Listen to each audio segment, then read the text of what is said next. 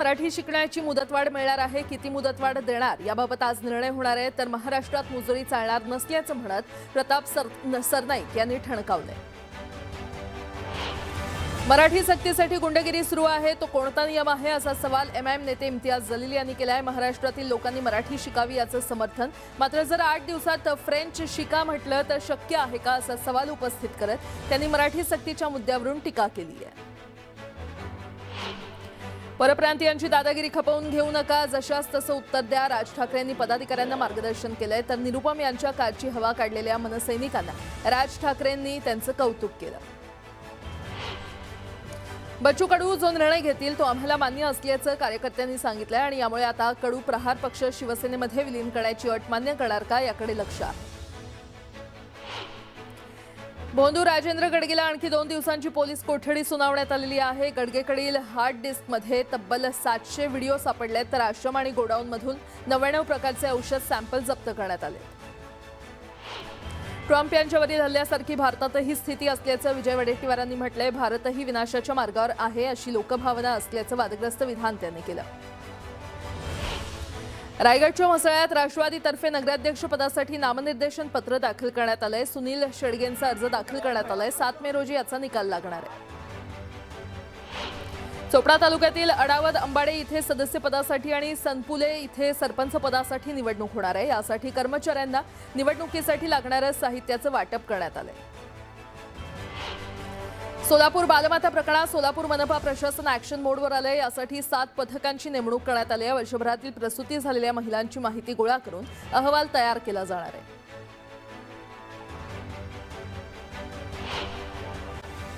बुलढाण्यातील पिंपळगाव काळे इथे पाणी टंचाईच्या गंभीर समस्येविरोधात ग्रामस्थांनी अनोखं आंदोलन केलं। महिनाभरापासून गावात नियमित पाणीपुरवठा होत नसल्यानं संतप्त नागरिकांनी ग्रामपंचायत कार्यालयासमोर एकत्र येत अंघोळ आंदोलन केलं।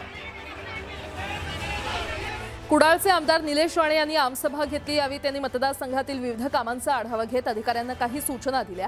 यावेळी त्यांना विधान परिषदेच्या निवडणुकीबाबत विचारलं असता पक्षश्रेष्ठींचा निर्णय अंतिम असेल आणि तो निर्णय स्वागतार्ह असेल असं निलेश राणेंनी म्हटलंय। बागेश्वर शास्त्रींनी छत्रपती शिवाजी महाराजांबाबतीत केलेल्या वादग्रस्त वक्तव्याचा सांगलीमध्ये निषेध करण्यात आला। मारुती चौकातील छत्रपती शिवाजी महाराजांच्या पुतळ्याजवळ शिवप्रेमींनी एकत्र येत बागेश्वर बाबा यांच्या विरोधात घोषणाबाजी केली। गोंदियामध्ये भाजपच्या महिला आघाडीनं काँग्रेस विरोधात आंदोलन केलं। महिला आरक्षणाला विरोध केल्यानं काँग्रेस विरोधात भाजप महिला आघाडीनं आक्रोश मोर्चा काढला होता। यावेळी राहुल गांधींविरोधात घोषणाबाजी करण्यात आली। पुण्यातील बुधवारपेठ परिसरातील अवैध वेश्या व्यवसायावर फरासखाना पोलिसांनी मोठी कारवाई केली आहे। या कारवाईमध्ये तब्बल 4 फ्लॅट 1 वर्षासाठी सील करण्यात आले आहेत। भारतात अनधिकृतपणे वास्तव्य करणाऱ्या 3 बांगलादेशी महिलांना ताब्यात घेण्यात आले। नाशिकमधील येवल्याच्या नगरसूल भागात अवकाळी पावसानं जोरदार हजेरी लावली। अचानक झालेल्या जोरदार पावसामुळे नागरिकांसह शेतकऱ्यांची एकच तारांबळ उडाली। अनेक शेतकऱ्यांनी नुकताच कांदा काढून ठेवला होता, मात्र पावसात कांदा भिजल्यामुळे शेतकऱ्यांचं मोठं नुकसान झालंय।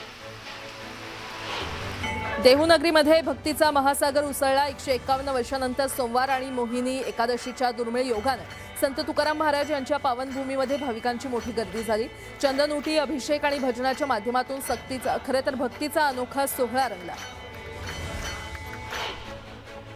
विदर्भामध्ये उन्हाचा तडाखा दिवसेंदिवस वाढत असून गोंदिया जिल्ह्यातही तापमानाचा पारा 44 अंशांवर गेलाय। वाढत्या उष्णतेमुळे जिल्ह्यातील सर्व प्राथमिक माध्यमिक शाळा आणि अंगणवाड्यांची वेळ सकाळी 7 ते सकाळी 10 वाजेपर्यंत करण्यात आली आहे। जळगावमध्ये राजकीय घडामोडींना वेग आलाय। मनमानी पद्धतीनं कारभार करत असल्याचा विद्यमान संचालक मंडळाचा आरोप होता। जळगाव कृषी उत्पन्न बाजार समिती सभापती सुनील महाजन यांच्या विरोधात बहुमतानं अविश्वास ठराव झाल्यानं राजकीय वर्तुळात खळबळ माजली आहे। गोदा ते नर्मदा यात्रा छत्रपती संभाजीनगरमध्ये दाखल झाली आहे। राधाकृष्ण विखे पाटील यांच्या नेतृत्वाखाली या यात्रेचं ठिकठिकाणी जल्लोषात स्वागत करण्यात आलं। संजय शिरसाट यांच्या निवासस्थानी विशेष स्वागत झाल्यानंतर यात्रा पुढे नर्मदेच्या दिशेनं मार्गस्थ झाली आहे। धाराशिवमध्ये वादग्रस्त वक्तव्याच्या पार्श्वभूमीवर वातावरण तापलेलं आहे। छत्रपती शिवाजी महाराज यांच्याबाबतच्या वक्तव्यावरून धीरेंद्र कृष्ण शास्त्री यांच्या विरोधात आंदोलन करण्यात आलं। संतप्त कार्यकर्त्यांनी घोषणाबाजी करत निषेध नोंदवला असून या प्रकरणामुळे राज्यात राजकीय वाद पेटण्याची चिन्ह आहेत। यासोबतच इतर बागेश्वर बाबांच्या विधानावरून काँग्रेस नेते हुसेन दलवाई यांनी निशाणा साधला। हिंदूंची संख्या कमी होण्याच्या भीतीने 4 मुलं जन्माला घाला असं बागेश्वर बाबा म्हणतात। बागेश्वर बाबांना स्वतः का लग्न केलं नाही असा सवाल त्यांनी विचारलाय। निदा खानच्या अंतरिम अटकपूर्व जामिनावरील सुनावणी पूर्ण झाली। कोर्टाने जामिनासाठीचा निकाल राखून ठेवलाय। 2 मे रोजी कोर्ट निर्णय देणार आहे आणि यामुळे निदा खानवर अटकेची टांगती तलवार कायम आहे। अशोक खरात प्रकरण दाबण्यासाठी टीसीएस प्रकरण बाहेर काढल्याचे इम्तियाज जलील यांनी म्हटले, तर टीसीएस मधील धर्मांतर प्रकरण बोगस असल्याचाही त्यांनी उल्लेख केला। राज्यातील अनेक भागातील तापमान 45 अंशांच्या वर गेलेलं आहे, त्यामुळे जनजीवन विस्कळीत झालेलं आहे। काही जिल्ह्यांना पुढील 24 तासांसाठी हवामान खात्याकडून उष्णतेचा ऑरेंज अलर्ट देण्यात आलाय। धुळे जिल्ह्यात उन्हाच्या कडाक्यात मोठी वाढ झाली आहे। तापमानाचा पारा 45 अंशांवर पोहोचलाय। वाढत्या तापमानामुळे नागरिकांना सतर्कतेचा इशारा देण्यात आलाय।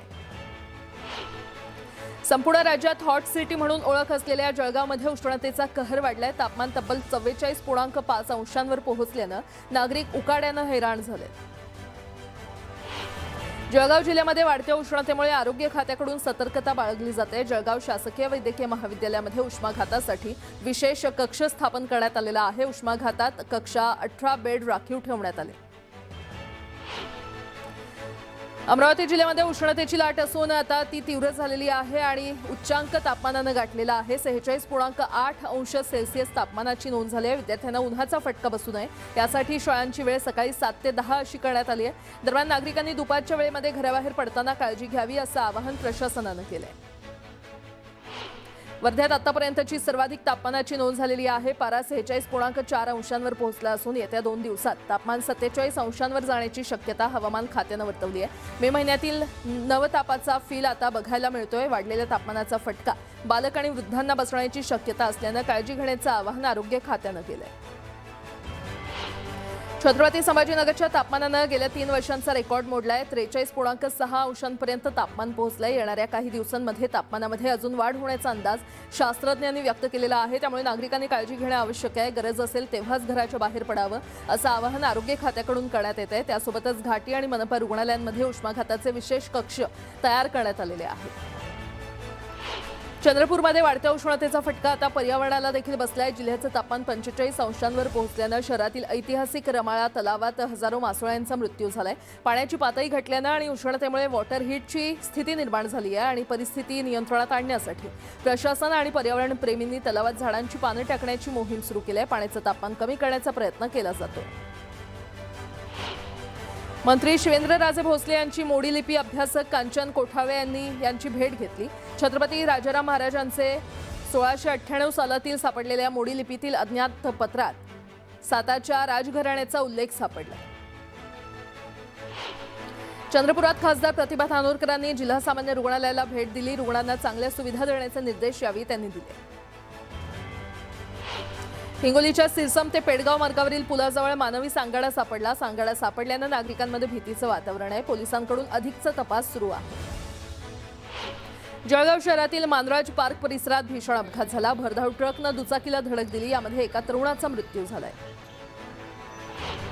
लातूरच्या उदगीरमध्ये बागेश्वर बाबांविरोधात आंदोलन करण्यात आलं। यावेळी शिवरायांबाबत केलेल्या वक्तव्याचा निषेध करण्यात आला। दरम्यान जोरदार घोषणाबाजी करण्यात आली। लोणावळा खंडाळ्यामध्ये टॅक्सी चालक मालक असोसिएशननं 3 दिवसीय आमरण उपोषण केलंय। बेकायदेशीर ॲप आधारित कंपन्यांना विरोध करण्यात आला। तातडीनं मागण्या पूर्ण न केल्यास तीव्र आंदोलनाचा इशारा देण्यात आलाय।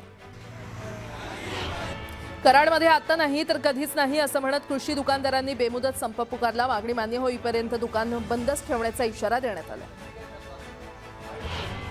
परभणीमध्ये जायकवाडी कालव्यात पाणी सोडण्याची मागणी स्वाभिमानी शेतकरी संघटनेनं केलेली आहे। कार्यालयामध्ये अधिकारी नसल्यानं संतप्त कार्यकर्त्यांनी अभियंत्यांची खुर्ची जप्त केली।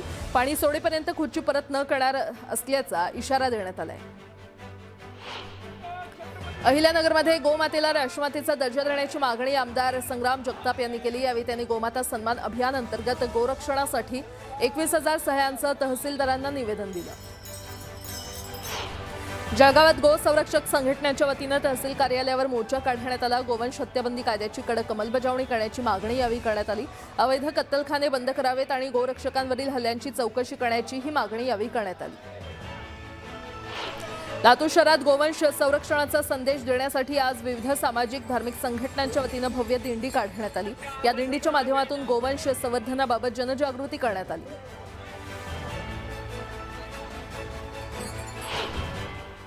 भुसावळमध्ये बिबट्याचा वावर असलेल्या मिलिटरी कॅम्प परिसरात नर आणि मादी असे 2 बिबटे एकाच वेळी जेरबंद करण्यात वन विभागाला यश आले। 7 ते 8 महिन्यांच्या प्रयत्नानंतर मिळालेल्या या यशामुळे नागरिकांनी सुटकेचा निश्वास सोडला। केंद्रीय सामाजिक न्याय राज्यमंत्री रामदास आठवले यांची राज्यसभेवर फेरनिवड झाल्यानं सांगलीमध्ये सर्वपक्षीय भव्य नागरी सत्कार आयोजित करण्यात आला होता। या सत्कार कार्यक्रमाला अपक्ष खासदार विशाल पाटील, माजी मंत्री दिलीप सोपल उपस्थित होते। या कार्यक्रमात रामदास आठवले आणि खासदार विशाल पाटील यांच्या भाषणाची चांगलीच जुगलबंदी रंगली। म्हाडाच्या मुंबई मंडळाच्या परवडणाऱ्या 2640 घरांसाठी 27 एप्रिलपर्यंत 45,810 अर्ज आलेत। यापैकी 29,610 अर्जदारांनी अनामत रक्कम भरली आहे। एव्हाना म्हाडाच्या मुंबईतल्या घरांसाठी लाखोंच्या संख्येनं अर्ज येतात। मात्र यावर्षीच्या लॉटरीमधील घरांसाठी आलेल्या अर्जाची संख्या पाहता तुर्तास तरी मुंबईकरांनी अव्वाच्या सव्वा दर असणाऱ्या घरांकडे पाठ फिरवल्याची चर्चा रंगली आहे। केंद्र सरकारनं क्षयरोग मुक्तीसाठी 100 दिवसांची विशेष मोहीम हाती घेतलेली आहे। या मोहिमेतून धक्कादायक वास्तव समोर आले। देशातील 1.5 लाख तर राज्यातील 11,091 गावांना क्षयरोगाचा धोका असल्याचं समोर आलंय। या मोहिमेच्या पहिल्या 35 दिवसात राज्यात 6,111 नवीन क्षयरोगी आढळलेत। या मोहिमेत राज्यातील 11,000 गावांमध्ये 1.5 कोटी लोकांची आरोग्य तपासणी होणार आहे।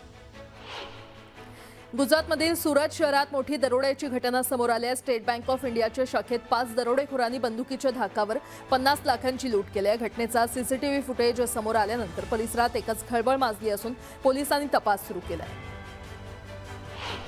इराकच्या किरकुक शहरातील सुलेमानियाह रस्त्यावर भीषण अपघात झाला। एका सिमेंटनं भरलेल्या ट्रकवरचं चालकाचं नियंत्रण सुटल्यानं त्यानं अनेक वाहनांना धडक दिली। या अपघातात 6 जणांचा मृत्यू झालाय। इंडोनेशियाची राजधानी जकार्तामध्ये 2 ट्रेनचा अपघात झाला। 2 ट्रेन समोरासमोर आल्यानं धडक झाली। यात काही प्रवासी जखमी झाले। अमेरिकेच्या सेंट्रल कमांडनं त्रिपोली येथून फायटर जेटचे फोटो प्रसिद्ध केलेत। अमेरिकेनं या माध्यमातून त्यांच्या सैन्याच्या ताकदीनं प्रदर्शन केलंय।